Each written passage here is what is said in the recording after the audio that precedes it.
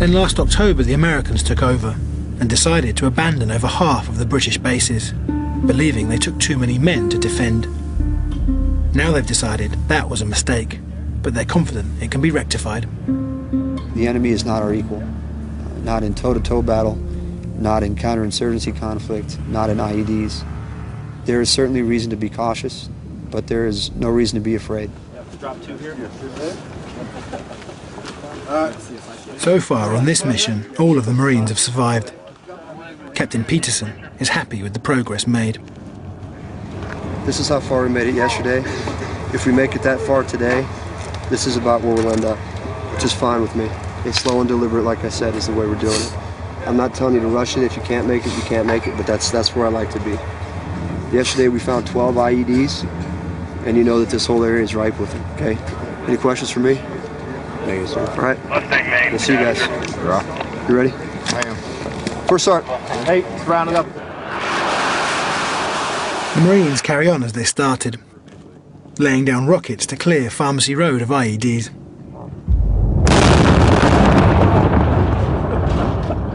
You won't see this in any Hearts and Minds manual. The Marines blast their way through buildings, even after they find out that most of them are still inhabited. All part of a wider strategy to get the job done, whatever the cost. Ew.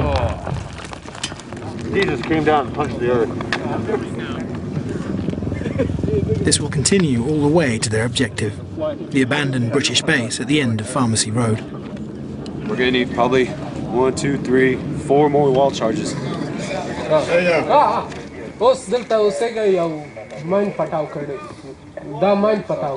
For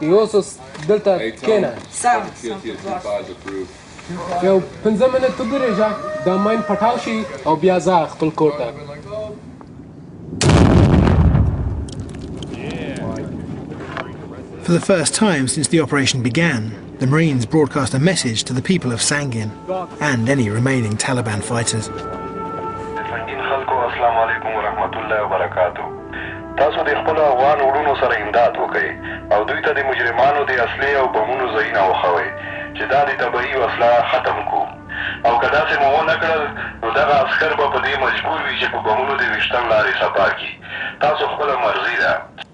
Smoking! 130! The only choice the remaining residents of Pharmacy Road have is to endure the chaos and destruction around them. The Taliban are nowhere to be seen, but the search for their bombs continues.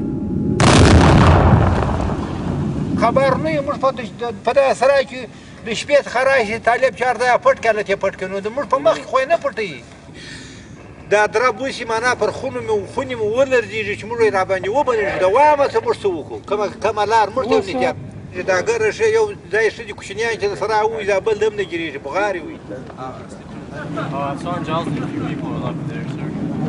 So, there's a few more facts. This is where we plan on going firm for the night. So just looking for an estimate. The Marines find a roof to sleep on for the night as the last explosives are fired, clearing more of Pharmacy Road.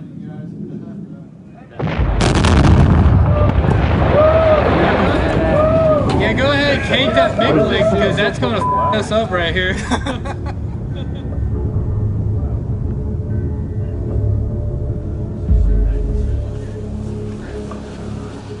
After a freezing night sleeping outside, the Marines hope to reach the old British base by the end of the day. Man, let's go destroy some more people's walls, man. That one right there? Oh, you're talking about those? Yeah, I see. Make sure they're not laying over each other. Alright. Should I refocus the primers on the side too? Yeah, you're good. 1, 2, 3.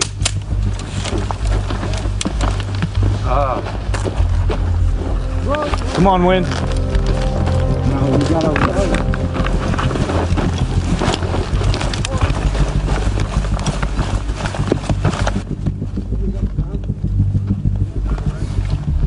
10 seconds. 10.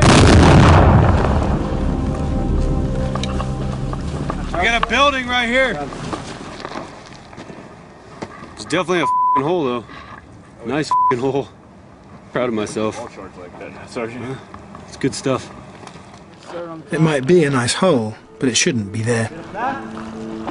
The Marines hadn't realised there was a house on the other side of the wall, and it was inhabited.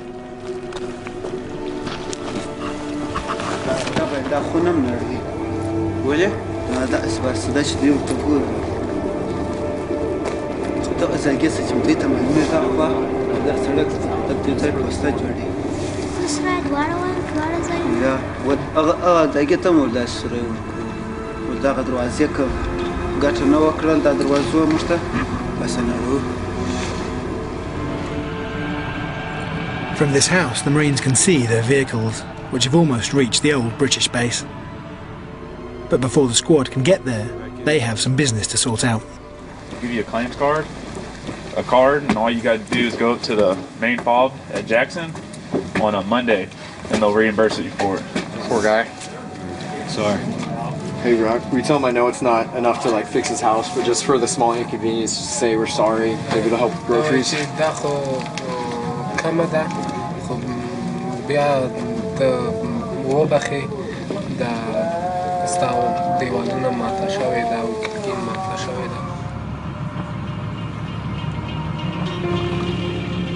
As the sun sets, the Marines finally reach the end of Pharmacy Road and their objective. The old base, the British called Fob Wishtan. It was just 900 metres from their start point, and it's taken 3 days to get here. Yeah, this is our new place. Yeah! It's great. A lot of concrete.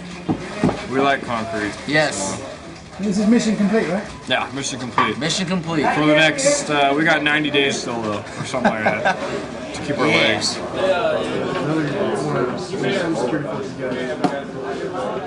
I mean, I'm not too religious, I don't pray or anything, but it's just nice knowing, oh, there's one more day gone, that you're still here. I don't even think about weeks from now or getting home or anything. Captain Peterson arrives at the new base to serve a special New Year's Day breakfast. Scrambled eggs on cardboard. Dark Horse 2 is almost over. Only Ross, sir. No casualties. Happy New Year, sir. Thank you. Same to you. It was obvious to me, and I think everybody else that looked at it, that eventually we'd have to take Wishtan because we took one piece at a time from the enemy, and the enemy had to go somewhere. And as the noose tightened, this became kind of his last refuge.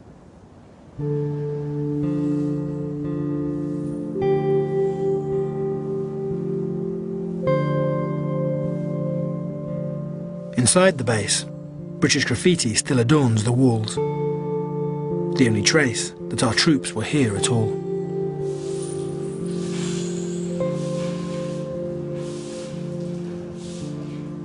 There were 2 British patrol bases here. Do you think it was a mistake to abandon them? I don't know what the criteria behind the thought process was that went into that. I'm not sure what the reason for abandoning them was. I know it was a decision that we made not to come here as well. I think a lot of people you can spend a lot of time talking about what could have been done better, and everything's clearer in retrospect. I can tell you it's definitely the right decision to hold them now. So I'm glad that we are.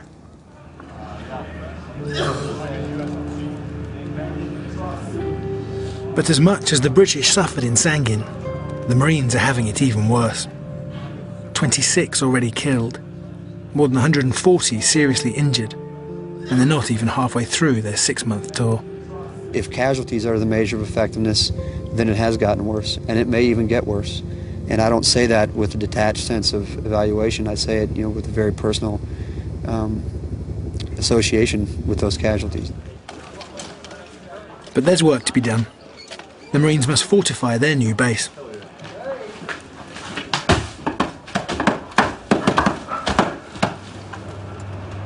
Outside, their colleagues are also working hard, bulldozing the walls and houses that surround their base.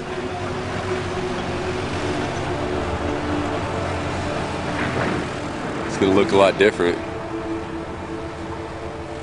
Do you feel bad seeing that? Not really. The Marines want to deny the Taliban any cover from which to attack the base. The Marines translator struggles to explain the destruction to local people.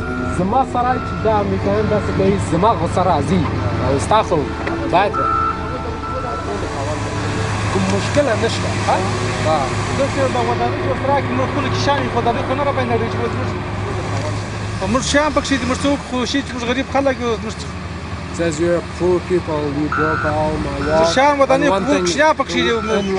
we're not going to destroy his compound.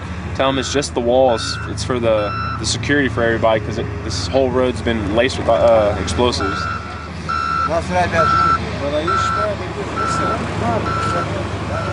I think people understand, as we understand, that in order to increase the security on that route, in order to eventually prevent the enemy from putting any IEDs there, these types of drastic steps are necessary.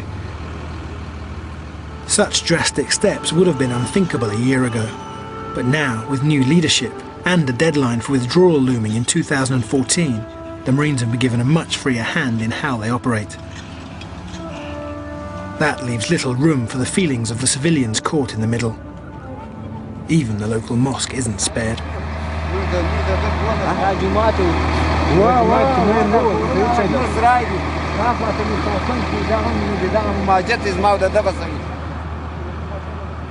This man just has time to retrieve his prayer mat and a gas heater from the mosque before it's razed to the ground. I know that most people in the world probably wouldn't understand, or wait a minute, you're trying to build a country up by destroying it. And it seems like it's a paradox, but those are people who have not been to Afghanistan and don't understand that the nature of conflict inevitably includes destruction before you can start to build it the way it should be. In reality, Promises of rebuilding may already be too late. A local mullah has seen too much destruction and loss of life to accept more now. 4783. İnsanım da mark da para ragali da wanan tangbom da mark da para salat tupmom da mark şeydi tayaramom da mark şeydi. They're going to say a lot of bad things about Marines and ANA. They're going to say that we kill your women and your children. And that's not true. Darbin lariya pada darbin ki tu gorish da diya mulk insanan dal to insanan wujud lari ya waqt da lodi waswar nast ya ba mursiwi ya ba banjan siwi ya ba pirar siwi طالب جبا وس وجن يوسات بعد ما ولد شكرك يوسات باش تدا ماشي دا شنو يبدل تراتا ولا علي مقر فاغم مش نوش المرك شان خطسرا